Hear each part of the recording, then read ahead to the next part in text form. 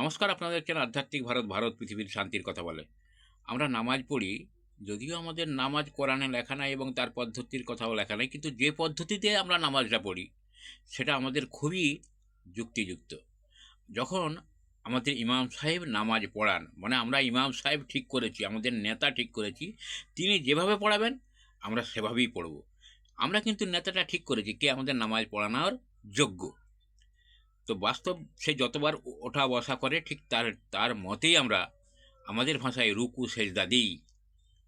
আমাদের কিন্তু ইসলাম এটা শিক্ষা দিয়েছে এই নামাজের দিক থেকে, যে বাইরের বাস্তব জগতেও বাইরের জগতেও আমরা কিন্তু একটা নেতা ঠিক করব, যার কথাতে একজন নেতার কথাতেই আমরা উঠবো বসবো চলবো সবই করব।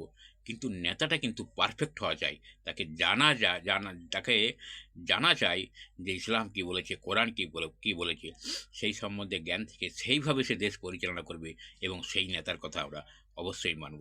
এটা কিন্তু নামাজের ক্ষেত্রে বিরাটভাবে শিক্ষা দিয়ে গেছে। ধন্যবাদ। আজ এই পর্যন্ত। সবাই সুস্থ থাকবেন। আধ্যাত্মিক ভারত, ভারত পৃথিবীর শান্তির কথা বলে।